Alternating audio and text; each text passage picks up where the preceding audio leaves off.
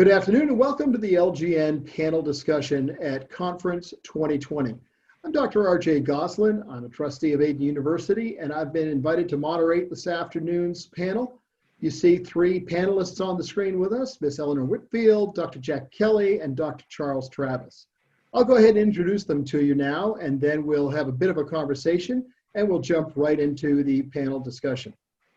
Eleanor Whitfield has been part of the Logos family for the past 7 years and currently serves as the Executive Director for Logos Global Network. Eleanor leverages her extensive corporate background in banking and customer service management to bring a level of professionalism and effective communication to LGN. The depth of her experience allows her to collaborate with an incredible range of organizations and offer specialized guidance and solutions. She holds a Bachelor of Arts degree in Leadership and Organization and a license for ministry through Logos Global Network. Eleanor's a woman of integrity and is driven to motivate and encourage individuals. Eleanor, thanks for joining us this afternoon. We're glad you could make it. You're welcome. Glad to be here. Super. Let me ask you a question. Since you've taken over as the Executive Director, it's been a period of time now. What key changes have you been able to make in the operations of LGN? How have they impacted the membership? Well, one of the things that I've been able to do is to streamline some of the processes that were in place so that we could generate more membership and revenue to our platform. So that was that was kind of a major undertaking, but I'm glad to say that we have been very successful and we've been able to level out, and there has been some significant accomplishments in that area. Excellent. Well, that's an important change because as members are trying to interact with the office, to have some streamlined operations is very Absolutely. Worthwhile. Yes. What's the big goal for 2021? Where do you see LGN next year? Well, for 2021, one of the things that is very important to me, and along with Dr. Travis, is we want to have a strong membership platform. We want to be able to offer benefits that's going to cause individuals to further their cause. So we want to be able to have benefits that's relevant and that individuals want and that they need, not just things that we think, but things that we want to give them a toolbox and put tools in it for them so that they can be able to go out and do what they feel God has called them to do. Wonderful. Great. Well, Eleanor, we're certainly looking forward to hear more about that as we move through the panel. Thanks for being with us this evening. You're welcome. Next, I'd like to introduce you to Dr. Jack Kelly, who sees himself through the lens of an ordained pastor. His heart is a shepherd's heart.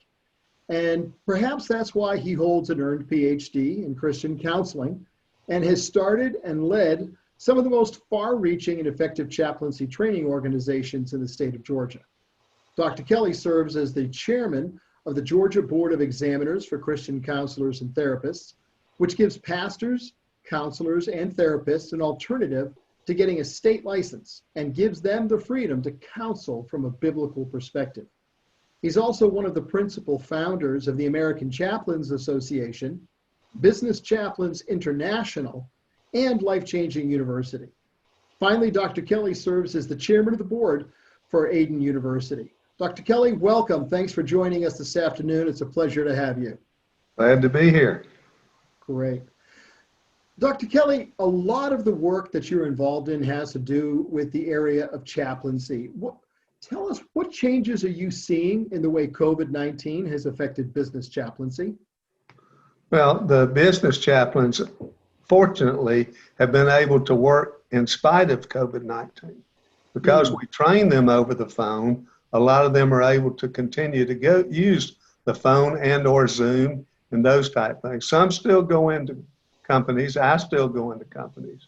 But the biggest majority of it is done through internet and telephone and that type thing. So we're there whenever they're needed, whatever they're needed for. How is the American Chaplains Association and the Georgia Christian Counselors and Therapists equipping chaplains to serve in this new normal that we're living in? Well, the biggest thing we do, again, is we do train in all aspects of chaplaincy as well as in counseling. And by putting those two together, generally a counselor will also serve as a chaplain, and a chaplain can be a counselor as well. So they have the opportunity to do both and go out wherever they're needed in the highways and the byways. I see. Great. Well, as I'm sure that this will come up in additional areas that chaplains from ACA and the organizations are serving in different places across the country as we continue on with the panel.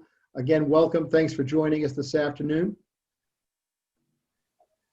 Final introduction this afternoon is for a very familiar face, Dr. Charles Travis. He's the founder and president of Logos Global Network of Christian Ministries and Aiden University. Dr. Travis has been in active Christian ministry for 59 years.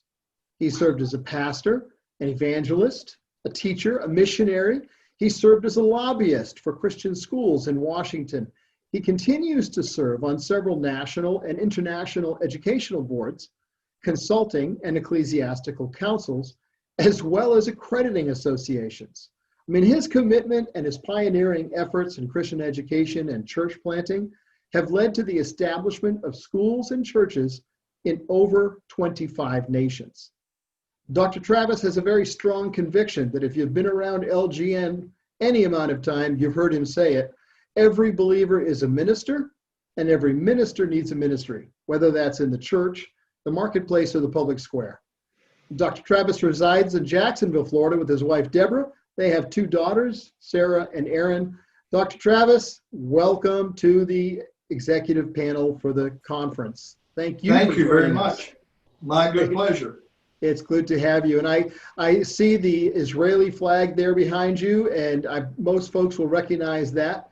What is the other flag that is on your other side? Well, that is the Scottish flag. And of course, my family is from Scotland.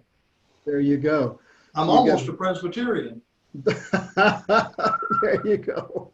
Well, Dr. Travis, you've been on the leading edge, some would say bleeding edge, of just about every new approach that has ended up becoming mainstream in modern education. I mean, you've been doing campus-based education in remote locations for decades. Now everyone is.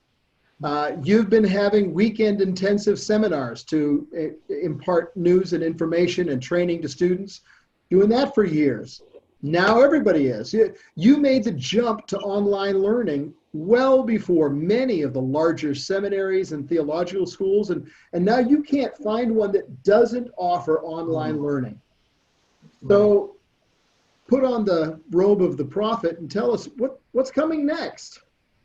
Well, they did look at me funny when I wore those strange clothes and my diet was strange and my hair wasn't cut. So it was, I don't know. Here's how it all got started. It was incremental. First of all, when I went to my denomination seminary, they initially told me I didn't qualify to be there. And so it took a little persuasion and a few other things, and I was able to enter the school.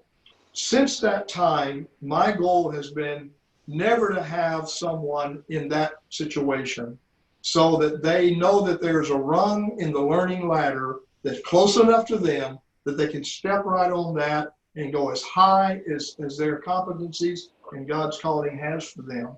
So we've just tried to be flexible and take the seminary to the sanctuary instead of having students leave the church and go away to school and sometimes never return.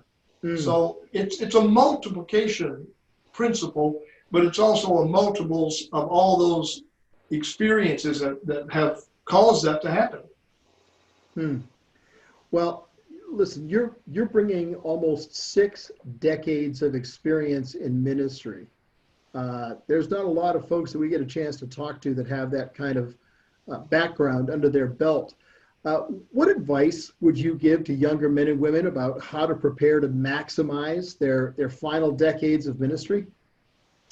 Well, for me, I just, when I surrendered to the Lord for ministry, really at 14, entered full-time ministry at 17, and I just my prayer is that I will have mentored enough people, touched enough people's lives, that when it's time for me to decrease, as John the Baptist said, and let others increase, that I will have the grace and the timing to do all of that. And I believe that we are marching forward in a very positive way for that to happen.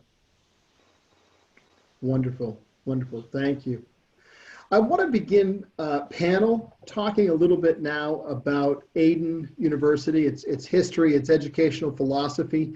Can each of you help me and the people who are participating via their various means in this seminar, help us understand what makes Aden different in the world of education?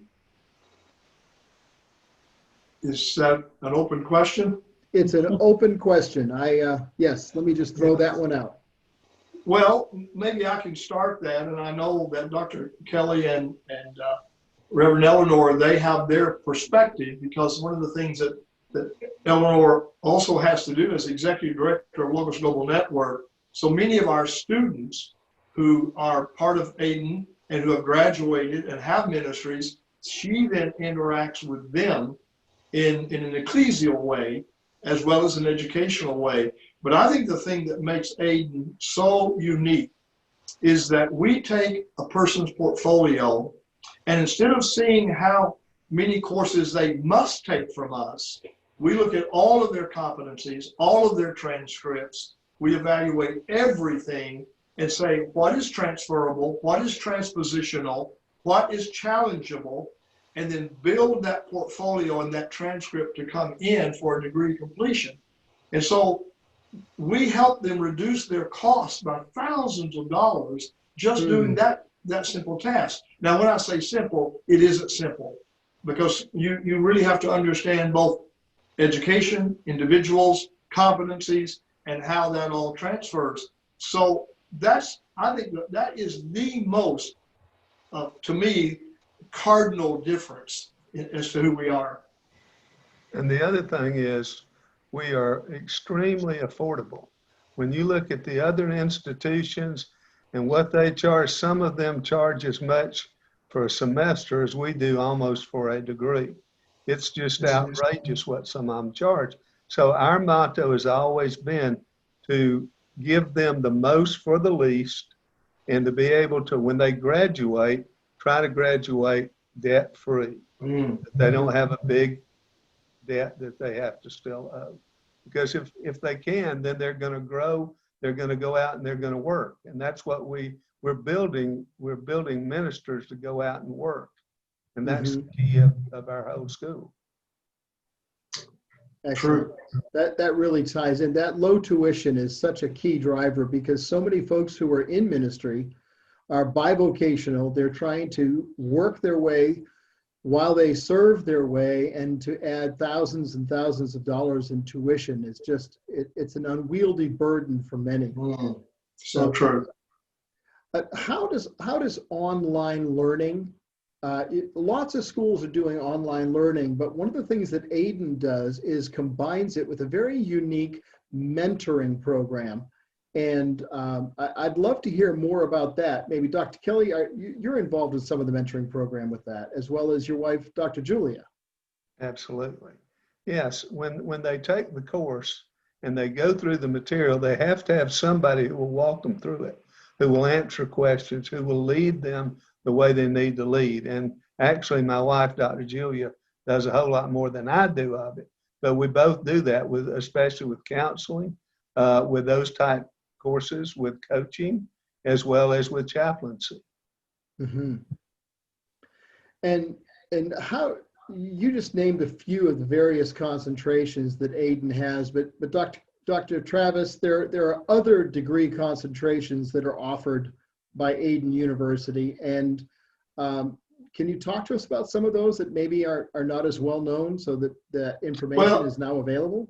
I think one of the very other sort of things that set us apart, while we are a very conservative school, we are evangelical, but we're also we're not just evangelical, we're also Pentecostal charismatic in orientation, but we're also sacramental and liturgical. We have a whole concentration in ancient future studies or the convergence movement, and how that we can go all the way back to the church fathers and just follow all the way forward and see that the faith has stayed the same. Now, we sometimes distort it, but we have some world-class teachers in that area. Of course, we have leadership and organization, we have counseling, we have coaching, we have the chaplaincy, theology, biblical studies, and so on, and Christian education, of course. But I think sort of the unique thing is that we can blend concentrations, and so long as they have enough or a sufficient amount of hours in each concentration, they could actually have a dual, or they could have a major and then a minor. And so we work with them in those very flexible areas. Excellent. Great. Well, I'd like to, if we can, move away from Aden University per se right now and shift over to looking at the overarching group of Logos Global Network. And Eleanor, you've done a lot of work in, as you mentioned, streamlining and making sure that everyone is available. All the options are available to applicants who are coming into the network. But one of the key benefits that is not often really the power of it understood is the significance of LGN's group exemption. And I'm wondering if maybe you can talk to us a little bit about that and how it impacts the member organizations for the Logos Global Network. Yes, so with the group exemption, one neat thing that the IRS likes is that that's less applications they have to process. So instead of individuals making applications with the IRS, they submit an application that we have developed at Logos Global Network. And there's some benefits to the members because it's a quicker turnaround time. So they're able to come on board with us, actually less than 5 days, but that's providing that they have met the state requirements. So you have those requirements, and then you have the federal requirements. But the group exemption is something that Dr. Travis sought out in 2000. I think around 2001, it was finalized. So it took about a year. And it wasn't easy, but he overcame the challenges. And one of the things about Dr. Travis, he has always and continues to be interested in individuals pursuing the call of God on their life. And he is able to see what we can't see. He's such a visionary, and he is always encouraging people. So after you sit down and have a conversation with him, what you thought you couldn't do, you realize I actually can do that. So that's why he was driven to offer this group exemption to individuals. So it gave people the opportunity to come under our covering, which is autonomous. So we do not speak into what they do day to day, but they must agree to adhere to our bylaws, which is on our website. But they come under our covering, and we're able to give them oversight. So it's like they're not out there on their own. So instead of being a standalone, with you coming under our group exemption, we're able to guide you. We provide consultation. We have such a talented team. It's amazing, the background that everyone brings to the table, the gifts and talents that we have. So, it's just a wonderful thing. And that group exemption, and Dr. Travis, I would like you to chime in, please. The humanitarian portion, because that is very crucial. We have a presence not only nationally, but also internationally. So Dr. Travis, if you could kind of talk about the humanitarian portion for us. Yes, one of the things, when we first started many years ago, was we just simply saw the need. So people needed to be ordained, for instance. And so we created that component. Then they started a new church, and they thought, well, who's going to help me? So we created, as Eleanor said, that 501c3 for churches. And we thought, well, that would be it. Then all of a sudden, as many of our graduates from the school started going into missions, and they begin to create not just out of the country, but also in the country, humanitarian organizations. And these humanitarian organizations are everything from feeding programs, housing programs, halfway houses, community projects, all across the board. But the humanitarian piece of it for our missionaries was incredible. We have one group that's part of our organization. They work in 91 different countries, and it's you know, we are not a huge organization, but those persons that we help along the way by giving them those tools, as Eleanor said, in their toolbox, they're able to go and just do multiples beyond what we could do. And so we're partnering together with them. And I would say, and Eleanor, you can speak to this, but I would say over the last 5 years, we have probably had as many humanitarian groups come on board for a nonprofit application as we have churches. Yes, that is a true statement. Yes. Yeah, I was thinking that's about where we were on that. And so, yes, one of the things that I want to just say too, that Eleanor, one of her gifts is, and I'm grateful she has the gift, because I'm on the phone almost as much as she is, probably not quite as much, but our members can call and they can ask any question they want to ask. And if the person they're talking to may not immediately have that answer, we're going to collaborate. We've got people who can mediate with the IRS. We've got people who can mediate with local governments, and on and on. And both Eleanor and Dr. Shirley Wood, who is our CFO, she really they have those gifts to do that. And so I think God has put a team together that makes LGN unique in its field. And for instance, like now Dr. Jack can speak to this, and that's the ACA and the Georgia Board and the Georgia Christian Counselors Association, Life Changing University. All of those are in our membership group for their 501c3. Is that correct, Dr. Jack? That's absolutely right. And in fact, a lot of these people could not get a 501c3 on their own for the cost that it would cost them, or the time that it would. I just had one the other day who we connected with, Dr. Travis, and she's got a ministry to children with autism, and she didn't know where to go or how to do it.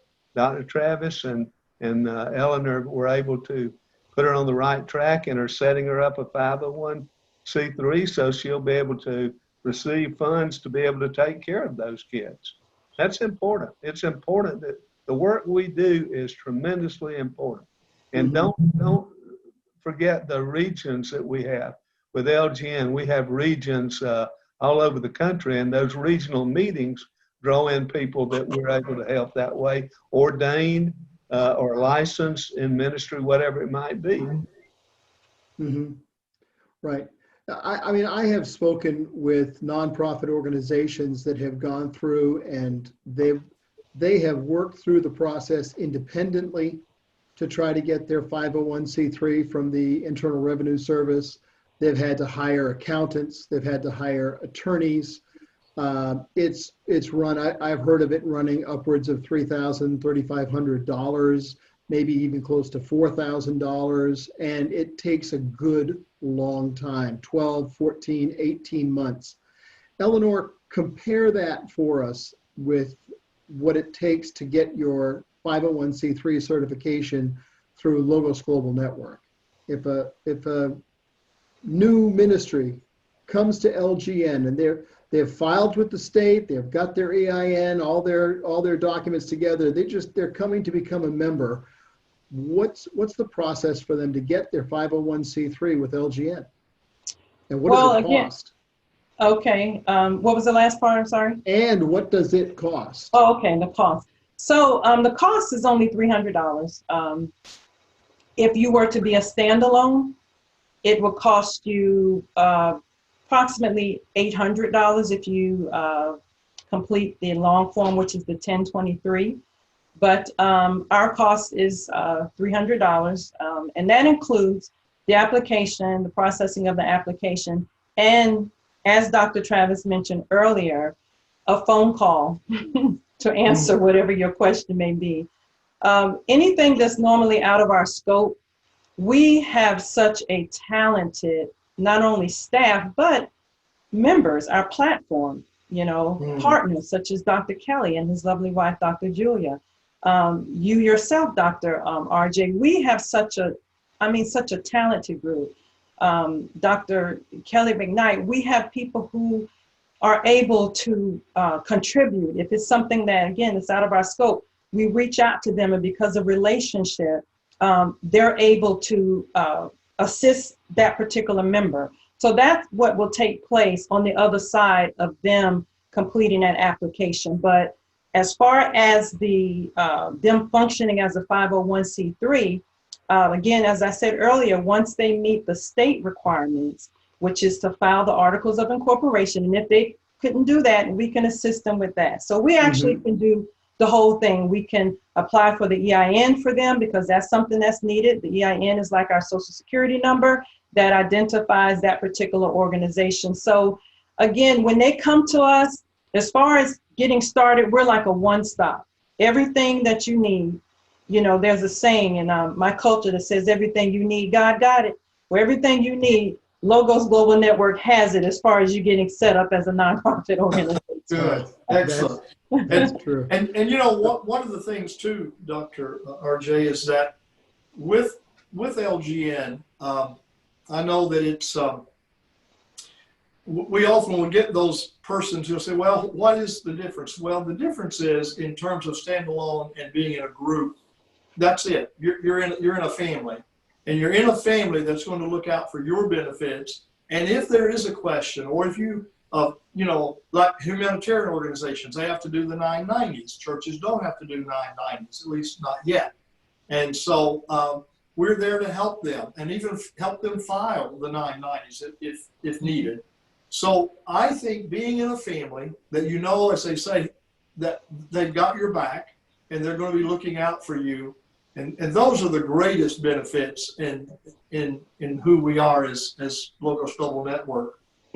Mm-hmm. I think it's all said in our email. It's LGN families. So we do play up the family part. That's what it is. We are a family. True. Well said. You bring up the family aspect, Dr. Kelly, and I want to use that to transition over to talk about the care and concern like a family that chaplains are giving in so many different circumstances. When some people think of chaplains, they think of a chaplain in a certain single environment. But with ACA, you've got chaplains working in hospitals, you've got chaplains working in hospices. They're working with you in jails and in prisons. You have chaplains who are serving with police, fire, and EMS. You've got military chaplains. You've got VFW and American Legion chaplains. There's such a broad array. How does the American Chaplains Association bring all these people together and provide such effective training for them? Well, the great thing that we do is we've got great instructors. All of our facilitated instructors are doing that, like the guy who does hospital and hospice. He's a full-time hospital chaplain. The guy who does jail and prison, he's a full-time, he was an assistant warden. Now he's a full-time chaplain that goes in there. The one who does the military chaplain, she works with military families. And we're not going to put people in the military as a chaplain, but the military needs chaplains while they're deployed or after they get back deployed. So we go into that. And certainly businesses need a chaplain because of all this going on with COVID and everything else. We had a situation real quick that one of our chaplains who is not even quite finished her course in her small town, a policeman shot and killed himself, committed suicide last Saturday. She went to the police chief and she was able to work with that small group of staff of officers and their families to talk about what happened, how she could be there for them, and could she pray for them? And all but one person said yes. And she's not even finished the course yet. And she's been out there on the front line. That's what we're about, going out on the front lines. You mentioned businesses having chaplains. How can a business utilize a chaplain? That's the greatest tool that businesses have.